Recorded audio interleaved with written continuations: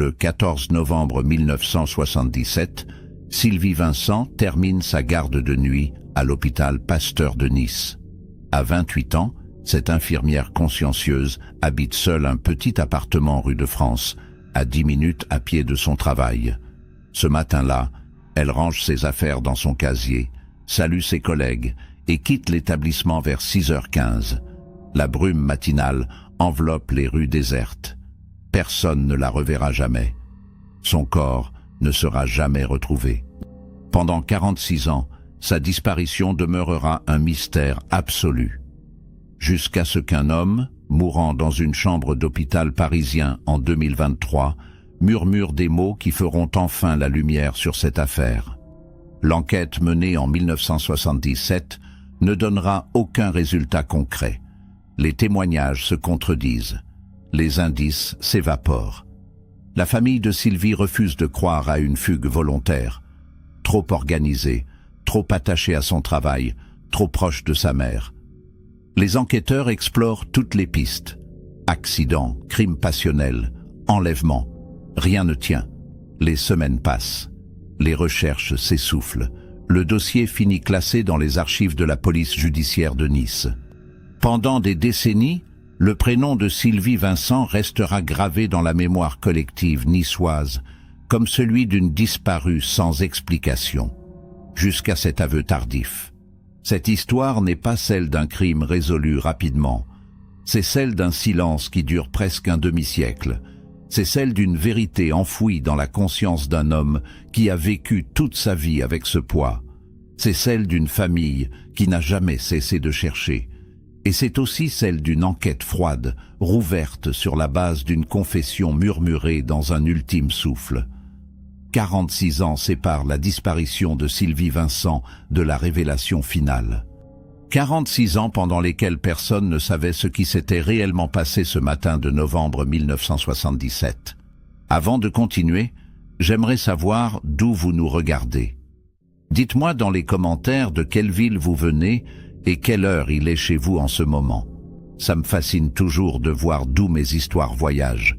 Et si cette affaire vous intrigue déjà, n'oubliez pas de vous abonner à la chaîne et d'activer la cloche pour ne manquer aucune de nos enquêtes. Un petit like aussi, ça m'aide énormément à continuer de vous raconter ces histoires vraies. Merci à vous. Maintenant revenons à notre histoire et découvrons ensemble ce qui s'est vraiment passé ce matin du 14 novembre 1977 à Nice. Sylvie Vincent est née en 1949 à Antibes. Fille unique d'un employé de banque et d'une institutrice, elle grandit dans un environnement stable et aimant. Élève studieuse, elle choisit très tôt la voie du soin. À 18 ans, elle intègre l'école d'infirmière de Nice. Son diplôme en poche, elle commence à travailler à l'hôpital Pasteur en 1970. Ses collègues la décrivent comme une jeune femme discrète, fiable, toujours à l'heure. Elle préfère les gardes de nuit. Elle dit aimer le calme des couloirs déserts, la lumière tamisée des chambres, l'attention qu'elle peut porter à chaque patient sans précipitation. En 1977, Sylvie vit seule dans un petit 2 pièces au 3e étage d'un immeuble ancien de la rue de France. Elle n'a pas de compagnon connu. Ses relations sociales se limitent à quelques amies infirmières, à sa mère veuve qui habite toujours Antibes et à une voisine âgée qu'elle aide régulièrement. Pas de vie tumultueuse, pas de conflits apparents, pas de dettes, pas d'ennemis. Une existence modeste, ordonnée, prévisible. C'est justement cette régularité qui rendra sa disparition si incompréhensible. Une femme comme Sylvie ne disparaît pas sans raison, elle ne fuit pas, elle ne se volatilise pas. La nuit du 13 au 14 novembre 1977 se déroule normalement à l'hôpital. Sylvie effectue ses rondes, distribue les médicaments, note les constantes. Elle discute brièvement avec une collègue vers 4 heures du matin. Elle mentionne qu'elle a prévu de dormir quelques heures en rentrant, puis de rendre visite à sa mère dans l'après-midi. Rien d'inhabituel. À 6 heures, la relève arrive. Sylvie transmet les informations, range son matériel, enfile son manteau beige. Elle quitte l'hôpital à 6h15 précise. Plusieurs personnes la voient partir. C'est la dernière fois qu'on l'aperçoit vivante. Le trajet entre l'hôpital Pasteur et son appartement rue de France ne dépasse pas 10 minutes à pied. Sylvie emprunte toujours le même itinéraire. Elle descend l'avenue de la Californie, longe quelques rues résidentielles, puis rejoint la promenade des Anglais avant de bifurquer vers son immeuble. Ce matin-là, personne ne signale l'avoir croisée sur ce parcours. Aucun témoin ne la voit entrer dans son immeuble. Aucun voisin ne l'entend monter l'escalier. Son appartement est retrouvé vide, porte fermée à clé, aucun signe d'effraction.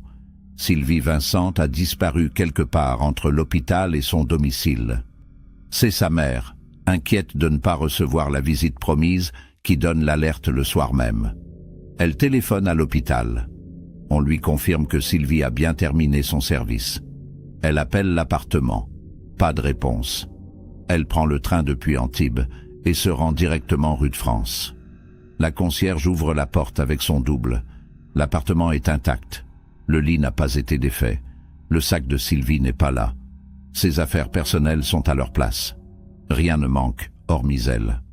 La mère contacte immédiatement la police. L'enquête commence dans la nuit du 14 novembre 1977. Les premiers jours de l'enquête se concentrent sur l'entourage immédiat de Sylvie Vincent. Les inspecteurs de la police judiciaire de Nice interrogent ses collègues de l'hôpital Pasteur. Tous témoignent dans le même sens. Sylvie était une femme calme, sans histoire, dévouée à son travail. Personne ne lui connaît d'ennemis. Personne ne mentionne de comportement inhabituel dans les semaines précédant sa disparition. Une infirmière, Nathalie Morel, précise qu'elles avaient échangé quelques mots lors de la dernière garde. Sylvie semblait normale, peut-être un peu fatiguée. Rien d'alarmant. Elle avait mentionné sa visite prévue chez sa mère. Rien de plus. Les enquêteurs explorent ensuite la piste sentimentale. Sylvie avait-elle un compagnon secret? Une relation cachée qui aurait mal tourné? Les investigations ne révèlent rien. Ses amis confirment qu'elle ne fréquentait personne. Elle avait eu une relation 3 ans plus tôt avec un médecin de l'hôpital, mais cette histoire s'était terminée sans drame. L'homme en question, Alain Bernard, est rapidement interrogé. Il vit désormais à Lyon avec sa nouvelle épouse. Son alibi pour le 14 novembre est vérifié. Il était de garde dans son nouvel hôpital lyonnais. Aucune implication possible. La piste sentimentale s'évapore aussi vite qu'elle est apparue. La police examine le trajet entre l'hôpital et le domicile de Sylvie. Les enquêteurs interrogent les commerçants, les riverains, les chauffeurs de taxi de la zone. Personne n'a rien vu. À 6h15 un matin de novembre, les rues sont encore désertes. La brume était épaisse ce jour-là, la visibilité réduite. Un homme, Patrick Richard, qui sortait son chien avenue de la Californie vers 6h30, déclare avoir aperçu une silhouette féminine marchant rapidement vers la promenade. Impossible de confirmer qu'il s'agissait de Sylvie. La description est trop vague. Manteau sombre, taille moyenne. Cela pourrait correspondre à des centaines de femmes. Les enquêteurs fouillent l'appartement de Sylvie avec minutie. Ils cherchent un indice, une trace, un élément qui pourrait expliquer sa disparition. Ils examinent son agenda. Rien d'anormal. Ses relevés bancaires montrent une gestion prudente, aucun retrait suspect. Son courrier ne révèle rien d'inquiétant, pas de lettres menaçantes, pas de demande d'argent, pas de trace d'une quelconque pression. Ses vêtements sont rangés, ses bijoux sont dans leur boîte. Son carnet d'adresses contient une dizaine de contacts, tous identifiés et interrogés. Aucun ne sait rien. L'appartement ne livre aucun secret. La thèse de l'accident est également explorée. Sylvie aurait-elle pu chuter, se blesser, perdre connaissance quelque part? Les équipes de recherche fouillent les environs de l'hôpital, les jardins, les ruelles, les parkings souterrains. Rien. Les hôpitaux de la région sont contactés. Aucune femme correspondant à son signalement n'a été admise. La morgue de Nice ne recense aucun corps non identifié correspondant. Les plages sont inspectées. La mer pourrait-elle avoir emporté un corps? Possible, mais peu probable. Sylvie n'avait aucune raison de se rendre près de l'eau ce matin-là. Et surtout, rien dans son comportement ne suggérait une intention suicidaire. La piste criminelle s'impose progressivement. Si Sylvie n'a pas fugué, si elle n'a pas eu d'accident, alors quelqu'un l'a enlevée. Mais pourquoi? Pour quel motif? Les enquêteurs étudient les affaires criminelles récentes dans la région. Y a-t-il eu d'autres disparitions similaires, d'autres femmes seules ciblées à l'aube? Rien de comparable n'apparaît dans les fichiers. Sylvie serait-elle tombée sur un rôdeur, un déséquilibré? La zone entre l'hôpital et son domicile n'est pas réputée dangereuse. Aucun incident violent n'y a été signalé dans les mois précédents. Pas d'agression, pas de tentative d'enlèvement. Les semaines passent, l'enquête piétine, les journaux locaux relaient l'affaire, des appels à témoins sont lancés, quelques personnes se manifestent. Un homme prétend avoir vu une voiture suspecte garée avenue de la Californie ce matin-là, une camionnette blanche peut-être, ou grise. Les détails sont flous, la police vérifie. Impossible de retrouver le véhicule. Un autre témoin affirme avoir entendu des cris vers 6h30 près de la promenade. Les enquêteurs suivent cette piste. Rien n'en sort. Les témoignages se révèlent fragiles, contradictoires, invérifiables. L'affaire commence à refroidir. La mère de Sylvie refuse d'abandonner. Elle distribue des tracts dans tout Nice. Elle contacte les médias. Elle implore quiconque détient une information de se manifester. Elle passe des heures au commissariat, harcelant les enquêteurs. Elle veut des réponses. Elle veut savoir. Mais les enquêteurs n'ont rien à lui offrir. Pas de pistes solides, pas de suspects, pas de corps. Sylvie Vincent s'est volatilisée. C'est incompréhensible, insupportable, mais c'est la réalité. Fin 1977, le dossier est toujours ouvert, mais l'espoir de retrouver Sylvie vivante s'amenuise chaque jour. En janvier 1978, une dernière piste émerge.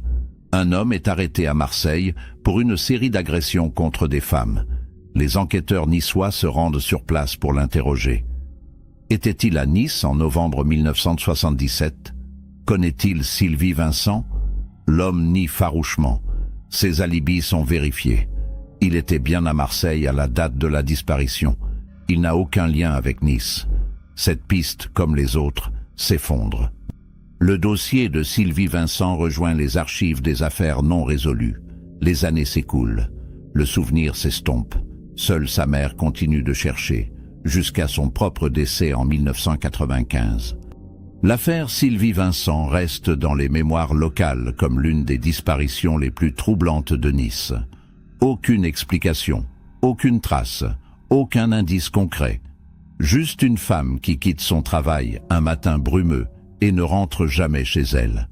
Pendant 46 ans, ce mystère demeure intact, jusqu'à ce matin de février 2023, dans un hôpital parisien, où un homme de 73 ans, sentant la mort approcher, demande à parler à un policier. Il veut avouer quelque chose qu'il garde depuis 1977, quelque chose qui concerne une infirmière de Nice. L'homme s'appelle Michel Martin. Il est hospitalisé pour un cancer en phase terminale. Les médecins lui donnent quelques jours, peut-être quelques heures. Michel sait qu'il va mourir. Il sait aussi qu'il ne peut pas emporter ce secret dans la tombe. Pas après tant d'années, pas après avoir vécu toute une vie avec ce poids. Il demande donc à l'infirmière de service de contacter la police. Il dit qu'il a des informations cruciales sur une disparition ancienne. L'infirmière prévient l'administration. Un officier de police du commissariat du 15e arrondissement se rend à l'hôpital en fin d'après-midi. Il s'attend à recueillir un témoignage confus, peut-être délirant. Ce qu'il va entendre le laissera sans voix. Michel Martin parle d'une voix faible, entrecoupée de longues pauses. Il explique qu'en novembre 1977, il avait 27 ans. Il vivait à Nice. Il travaillait comme livreur pour une entreprise de fourniture médicale. Son travail l'amenait régulièrement à l'hôpital Pasteur. Il connaissait les horaires du personnel. Il connaissait les visages. Il connaissait les trajets. Ce matin du 14 novembre, il roulait dans sa camionnette sur l'avenue de la Californie. Il revenait d'une livraison matinale. Il faisait encore nuit. La brume était épaisse, et c'est là qu'il a vu Sylvie Vincent marcher seule sur le trottoir. Michel explique qu'il connaissait Sylvie de vue. Il l'avait croisée plusieurs fois à l'hôpital. Il la trouvait jolie. Il avait même essayé de lui parler une fois, mais elle l'avait poliment éconduit. Ce matin-là, en la voyant marcher seule dans la brume, une impulsion irrationnelle l'a saisie. Il a ralenti. Il a baissé la vitre. Il lui a proposé de la raccompagner. Sylvie a décliné. Elle habitait tout près. Elle préférait marcher. Michel a insisté. Sylvie a refusé plus fermement. Alors Michel a fait quelque chose qu'il n'avait jamais fait auparavant. Quelque chose qu'il ne comprend toujours pas. Il est sorti de la camionnette. Il a rattrapé Sylvie. Il lui a attrapé le bras. Elle a essayé de se dégager. Elle a crié. Mais à cette heure, dans cette brume, personne n'a rien entendu. Michel panique. Il ne voulait pas ça. Il voulait juste lui parler. Mais maintenant, elle crie. Elle se débat. Il l'a saisie par les épaules. Il veut la calmer. Elle continue de crier. Alors, dans un geste désespéré, il plaque sa main sur sa bouche. Trop fort, trop longtemps. Sylvie se débat violemment. Michel serre. Il ne réalise pas ce qu'il fait. Il serre jusqu'à ce qu'elle cesse de bouger. Quand il relâche enfin sa prise, Sylvie s'effondre. Elle ne respire plus. Michel reste figé quelques secondes. Il ne comprend pas. Il vient de tuer quelqu'un. Lui, Michel Martin, livreur sans histoire, vient de tuer une femme sur un trottoir de Nice. La panique le submerge. Il regarde autour de lui. Personne. La rue est déserte. La brume cache tout. Il doit réagir. Il doit faire disparaître le corps. Il soulève Sylvie et la porte jusqu'à sa camionnette. Il la place à l'arrière, sous une bâche. Il referme les portes. Son cœur bat si fort qu'il entend le sang cogner dans ses tempes. Il remonte dans le véhicule. Il démarre. Il roule sans savoir où aller. Michel conduit pendant près d'1 heure. Il quitte Nice. Il prend la direction des collines. Il emprunte des routes secondaires. Il cherche un endroit isolé. Un lieu où personne ne viendra jamais. Il finit par s'arrêter sur un chemin forestier, à une 20aine de kilomètres au nord de Nice, près du village de Levens. Il y a un ravin à proximité, bordé d'arbres denses. Michel sort le corps de Sylvie de la camionnette. Il marche dans la forêt, le corps dans les bras, jusqu'à trouver un endroit suffisamment escarpé et dissimulé. Il dépose Sylvie au fond du ravin. Il recouvre le corps de branches et de feuilles mortes. Puis, il remonte vers sa camionnette et repart. Dans les jours qui suivent, Michel retourne à son travail. Il lit les journaux. Il entend parler de la disparition de Sylvie Vincent. Il voit les appels à témoins. Il croise des policiers à l'hôpital Pasteur. Personne ne le soupçonne. Personne ne fait le lien.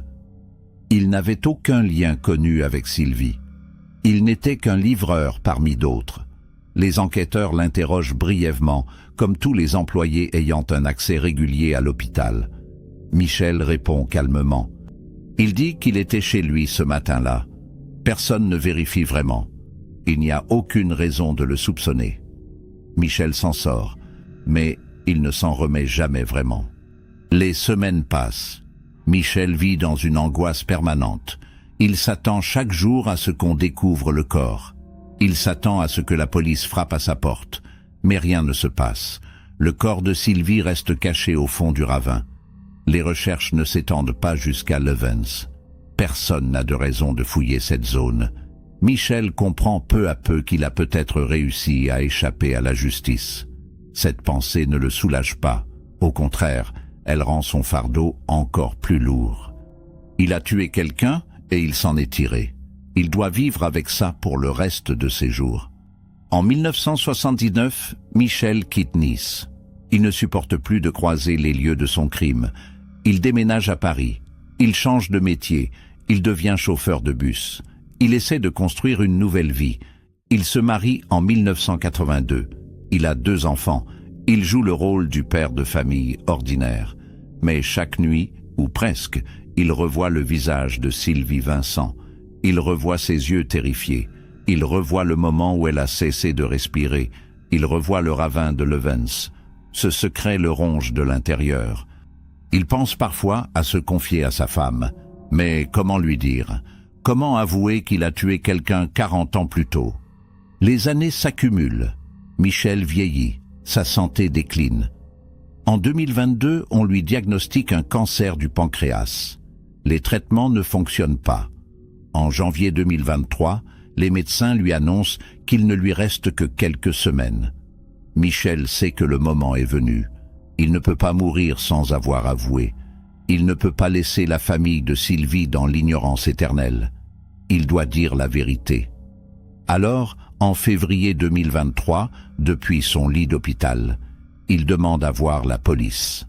Il raconte tout, chaque détail, chaque instant de cette matinée de novembre 1977. L'officier qui recueille son témoignage note tout, incrédule. Michel donne des indications précises sur l'emplacement du corps.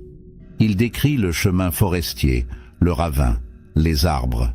Il dessine même un croquis approximatif sur une feuille de papier. Il supplie l'officier de vérifier ses dires. Il veut que Sylvie soit retrouvée. Il veut que sa famille puisse enfin faire son deuil. L'officier parisien transmet immédiatement les informations à la police judiciaire de Nice. Le dossier Sylvie Vincent, classé depuis des décennies, est rouvert. Une équipe d'enquêteurs se rend à Levens dès le lendemain. Michel Martin meurt 3 jours après son aveu, le 18 février 2023. Il ne saura jamais si son témoignage a permis de retrouver Sylvie. Les enquêteurs de la police judiciaire de Nice arrivent à Levens dans la matinée du 16 février 2023. Ils sont accompagnés de techniciens de l'identité judiciaire et d'un chien spécialisé dans la recherche de restes humains. Les indications de Michel Martin sont précises, mais 46 ans se sont écoulés. La forêt a changé. Les chemins ne sont plus les mêmes. Certains arbres ont poussé, d'autres sont tombés. Retrouver un corps enfoui depuis près d'un demi-siècle relève du défi. Mais les enquêteurs sont déterminés. Cette affaire a hanté les archives niçoises pendant des décennies. Il est temps de la clore. Les recherches commencent dans la zone décrite par Michel. Le chien manifeste un intérêt pour un secteur spécifique du ravin, en contrebas d'un bouquet de chênes. Les techniciens commencent à fouiller avec précaution. Ils retirent la terre, les feuilles, les racines. Après plusieurs heures de travail minutieux, ils découvrent des ossements humains. Ils sont en grande partie décomposés, dispersés par le temps et les animaux. Mais ils sont là. Les restes sont relevés avec soin, photographiés, cartographiés. Chaque fragment est précieusement collecté. Les enquêteurs savent qu'ils viennent de retrouver Sylvie Vincent. Les ossements sont transportés à l'Institut médico-légal de Nice. L'analyse anthropologique commence immédiatement. Les experts confirment qu'il s'agit d'un squelette féminin de taille moyenne, âgé d'environ 25 à 30 ans au moment du décès. L'état de décomposition correspond à un enfouissement de plusieurs décennies. L'analyse dentaire permet une identification formelle. Les restes appartiennent bien à Sylvie Vincent. Ces dossiers médicaux et dentaires, conservés dans les archives de l'hôpital Pasteur, correspondent parfaitement aux observations. 46 ans après sa disparition, Sylvie est enfin retrouvée. L'autopsie des ossements ne révèle aucune fracture, aucune trace de violence par arme. La cause exacte du décès reste difficile à établir avec certitude après tant d'années. Cependant, les aveux de Michel Martin concordent avec l'absence de traumatisme osseux. Une asphyxie par obstruction des voies respiratoires ne laisse pas de traces sur le squelette. Les enquêteurs n'ont aucune raison de douter du témoignage de Michel. Il a donné l'emplacement exact du corps. Il a décrit les circonstances avec une précision troublante. Il n'avait aucun intérêt à mentir sur son lit de mort. La justice considère son aveu comme crédible. La nouvelle de la découverte du corps de Sylvie Vincent se répand rapidement dans la presse locale. Les journaux titrent sur cette affaire résolue après 46 ans grâce à un aveu posthume.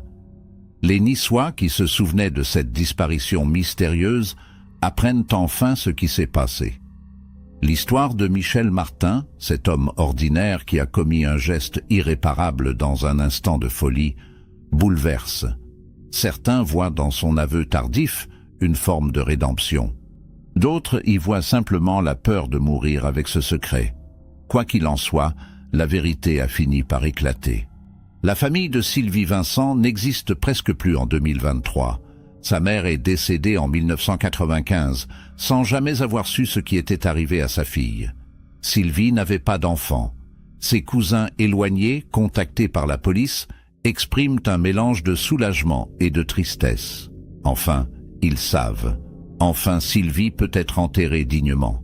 Un service funéraire est organisé à Nice en mars 2023. Les restes de Sylvie sont inhumés au cimetière du château, non loin de la tombe de sa mère. 46 ans après sa disparition, Sylvie Vincent peut enfin reposer en paix. Les enquêteurs referment définitivement le dossier. Michel Martin est mort. Il ne sera jamais jugé. Il ne purgera jamais de peine. Certains estiment que la justice a été contournée. D'autres pensent qu'un homme qui a vécu 46 ans avec un tel poids a déjà payé d'une certaine manière. La question de la culpabilité morale reste ouverte. Michel a-t-il agi par préméditation ou par impulsion? Son geste était-il celui d'un criminel calculateur ou d'un homme qui a perdu le contrôle pendant quelques minutes fatales? Les avis divergent. Ce qui est certain, c'est que Sylvie Vincent a perdu la vie à 28 ans à cause de ce geste. L'affaire soulève également des questions sur les enquêtes de l'époque.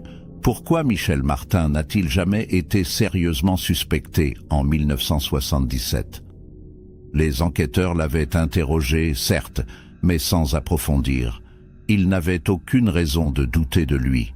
Il n'avait aucun lien personnel avec Sylvie. Il n'avait pas d'antécédents criminels. Il correspondait au profil d'un travailleur ordinaire. Les techniques d'investigation de l'époque étaient moins développées. Pas de caméra de surveillance, pas d'analyse ADN, pas de téléphone portable à géolocaliser. Une personne déterminée à dissimuler un crime avait plus de chances de s'en sortir. Aujourd'hui, avec les moyens modernes, l'affaire aurait probablement été résolue rapidement. Les caméras auraient filmé la camionnette de Michel. Les analyses ADN auraient établi un lien. Les téléphones auraient été tracés. Mais en 1977, tout reposait sur les témoignages, les aveux, les indices physiques. Michel n'a laissé aucune trace exploitable. Il a eu de la chance, si on peut appeler ça de la chance. Il a vécu libre pendant 46 ans, mais il n'a jamais vraiment été libre. Le fantôme de Sylvie l'a accompagné chaque jour jusqu'à sa mort. L'affaire Sylvie Vincent illustre aussi la puissance du remords. Michel Martin aurait pu emporter son secret dans la tombe. Personne ne l'aurait jamais su. Personne ne l'aurait jamais soupçonné. Mais il a choisi de parler. Pourquoi? Par culpabilité, certainement. Par besoin de soulager sa conscience avant de mourir. Peut-être aussi par respect pour Sylvie et sa famille. Quelles que soient ses motivations, son aveu a permis de résoudre l'une des disparitions les plus mystérieuses de Nice. Il a permis à une famille d'obtenir des réponses. Il a permis à Sylvie de ne pas rester perdue à jamais. Les enquêteurs niçois classent définitivement le dossier en avril 2023. Ils archent l'ensemble des pièces, des témoignages, des rapports. L'affaire Sylvie Vincent devient un cas d'école dans les formations policières. Elle montre l'importance de ne jamais abandonner une enquête. Elle montre aussi que la vérité, même tardive, finit parfois par émerger. 46 ans, c'est long. Mais ce n'est jamais trop tard pour qu'une famille obtienne justice. Ce n'est jamais trop tard pour qu'une victime soit enfin retrouvée et honorée. Ce n'est jamais trop tard pour que la vérité triomphe. L'histoire de Michel Martin ne s'arrête pas à son aveu. Les enquêteurs cherchent à comprendre qui était vraiment cet homme. Ils interrogent sa veuve, Chantal David, qui vit toujours à Paris. La rencontre se déroule dans un petit appartement du 15e arrondissement. Chantal, 70 ans, est effondrée. Elle ne savait rien. Pendant 41 ans de mariage, Michel ne lui a jamais parlé de Sylvie Vincent. Jamais évoqué Nice en 1977. Jamais laissé transparaître le moindre indice. Elle vivait avec un homme qu'elle croyait connaître. Elle découvre qu'il lui a caché l'essentiel. Chantal raconte que Michel était un homme silencieux, parfois mélancolique. Il faisait des cauchemars réguliers. Il se réveillait en sueur, hagard, mais refusait d'en parler. Elle attribuait ça au stress, à l'âge, peut-être à des traumatismes d'enfance. Jamais elle n'aurait imaginé qu'il portait un tel secret. Michel était un bon père, un mari attentionné, un homme sans histoire. Il n'avait jamais manifesté de violence, jamais eu de problème avec la justice. Comment cet homme a-t-il pu tuer quelqu'un?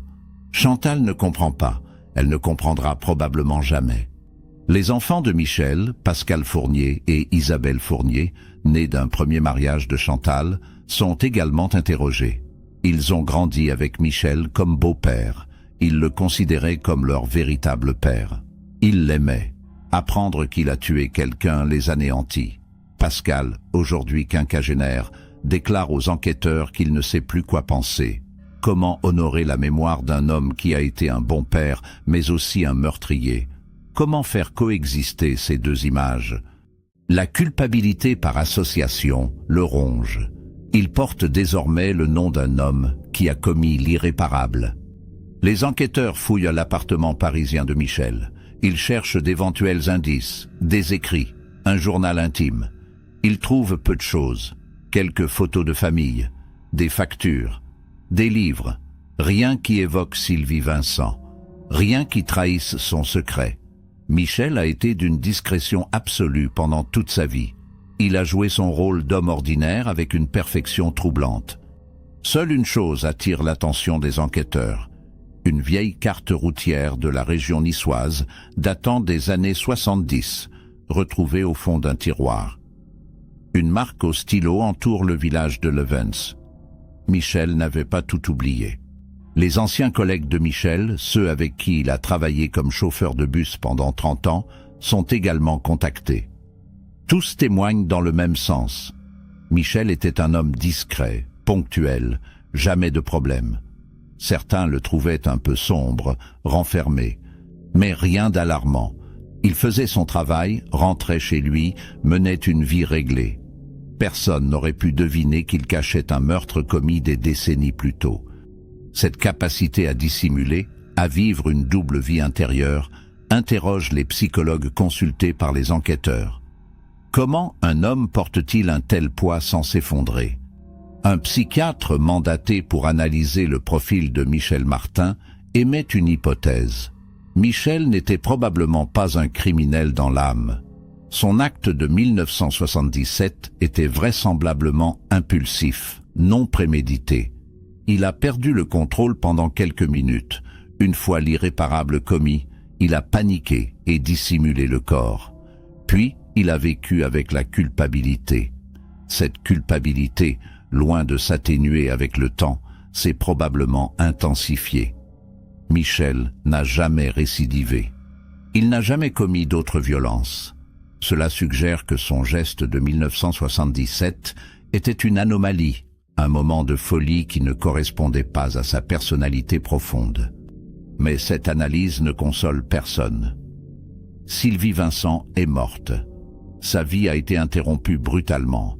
Elle avait 28 ans. Elle avait des projets, des rêves, une existence devant elle.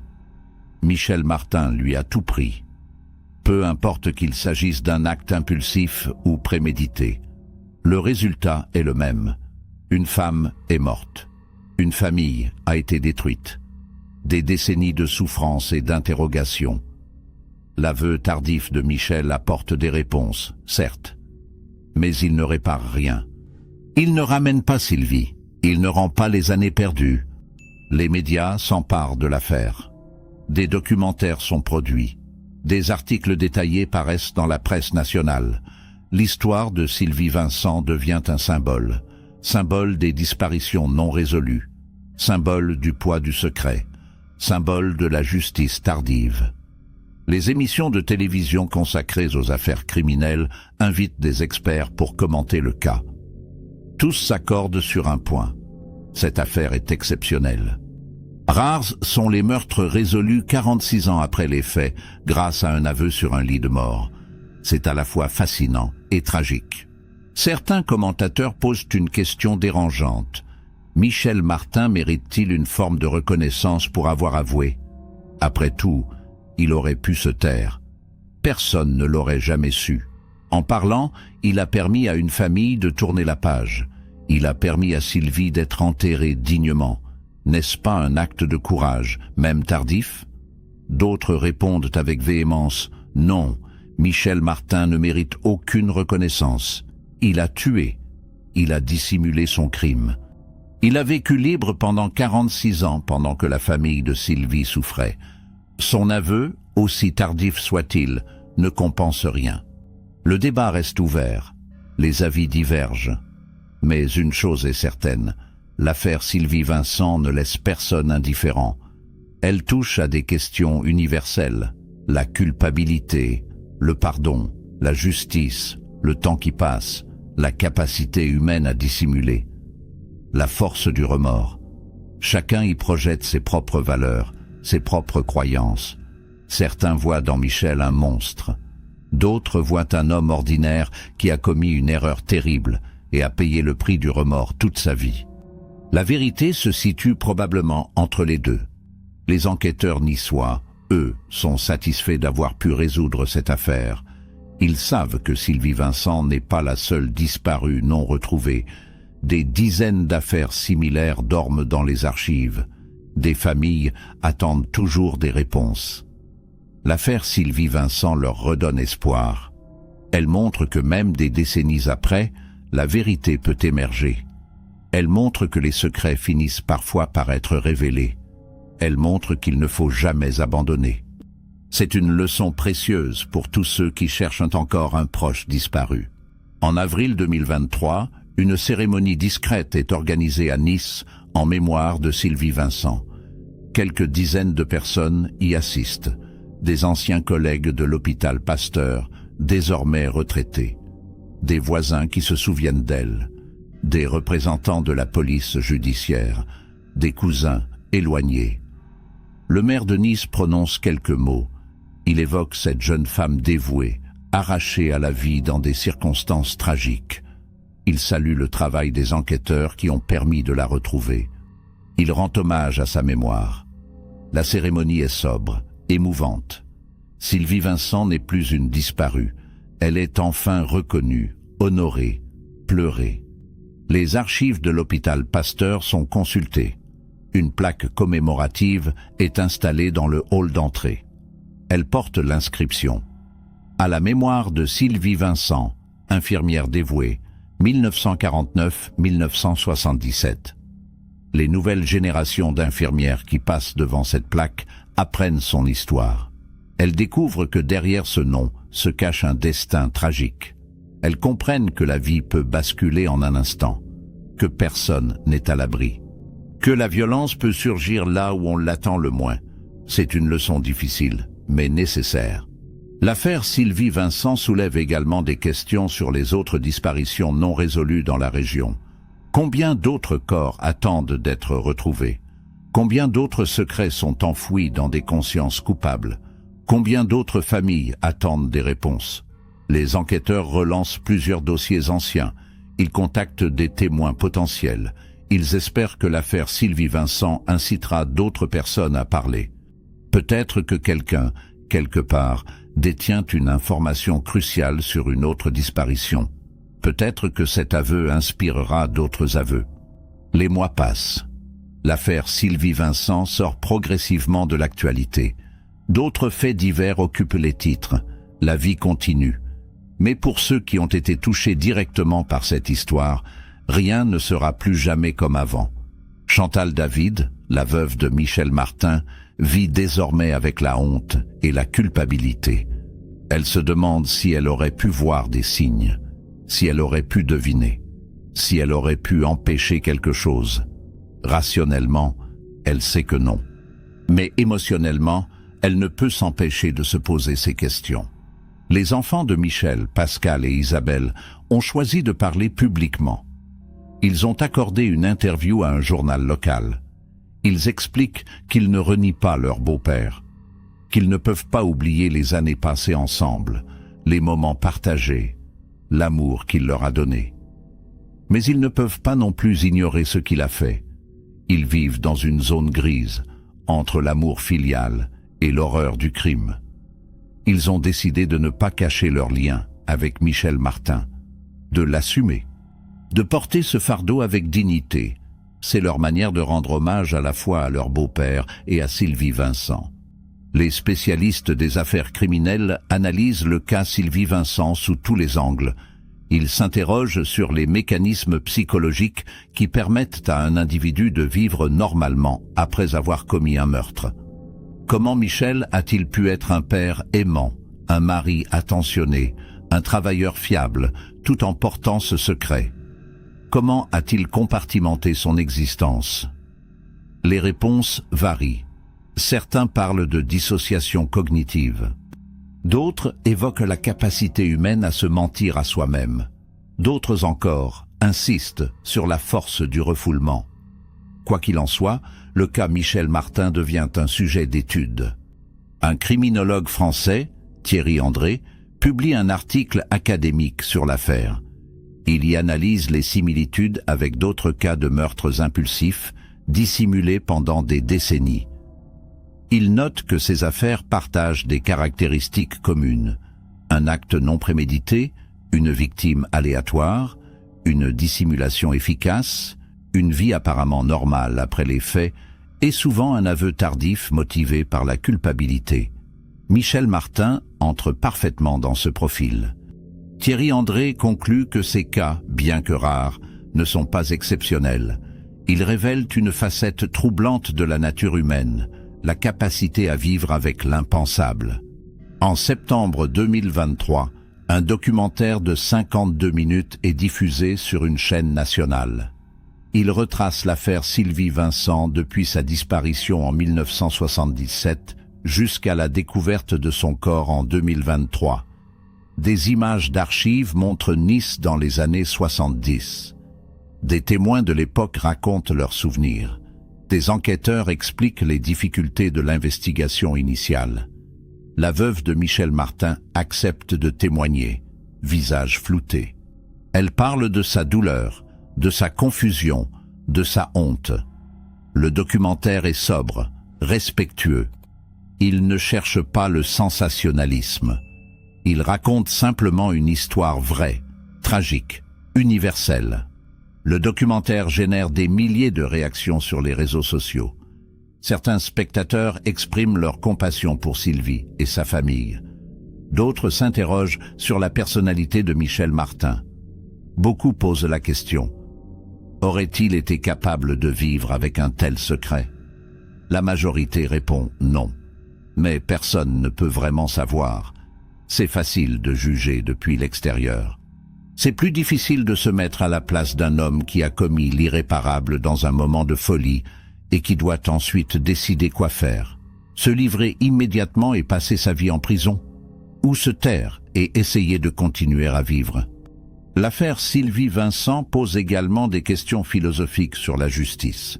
Michel Martin est mort sans avoir été jugé. Est-ce injuste? Certainement. Sylvie méritait que son meurtrier soit condamné. Sa famille méritait de le voir face à un tribunal. Mais la vie ne suit pas toujours la logique de la justice humaine. Parfois, les coupables échappent à la loi. Parfois, ils meurent avant d'être rattrapés. C'est frustrant, insatisfaisant, mais c'est aussi une réalité. La justice parfaite n'existe pas. On fait avec ce qu'on a. Et dans le cas de Sylvie Vincent, on a au moins la vérité. C'est déjà beaucoup. Les associations de familles de disparus saluent le travail des enquêteurs niçois. Elles soulignent l'importance de ne jamais classer définitivement une affaire, de garder les dossiers ouverts, d'attendre, parfois pendant des années, parfois pendant des décennies, parce qu'un jour, peut-être, quelqu'un parlera, un témoin, un complice, ou, comme dans le cas de Michel Martin, le coupable lui-même. L'affaire Sylvie Vincent redonne espoir à tous ceux qui cherchent encore un proche disparu. Elle prouve que l'impossible peut arriver, que la vérité peut émerger même après un demi-siècle de silence. L'histoire de Sylvie Vincent et Michel Martin est une tragédie à tous les niveaux. Une jeune femme pleine de vie, fauchée à 28 ans par un geste impulsif et brutal. Un homme ordinaire qui commet l'irréparable et vit ensuite 46 ans avec ce fardeau. Une famille qui attend des décennies avant d'obtenir des réponses. Une justice qui arrive trop tard pour punir, mais juste à temps pour révéler la vérité. Cette affaire nous rappelle que les secrets les mieux gardés finissent parfois par éclater, que la culpabilité peut être plus lourde qu'une condamnation, que le temps ne guérit pas toutes les blessures, mais peut révéler des vérités enfouies. Aujourd'hui, Sylvie Vincent repose au cimetière du château à Nice, près de sa mère. Les visiteurs peuvent voir sa tombe, lire son nom, découvrir son histoire. Elle n'est plus une disparue anonyme. Elle n'est plus un mystère non résolu. Elle est une femme dont le destin tragique a finalement été éclairci. Michel Martin, lui, est enterré à Paris. Sa tombe ne porte aucune indication particulière, juste un nom, 2 dates.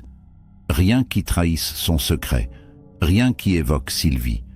2 vies liées à jamais par un acte de violence qui a façonné leur destin à tous les deux.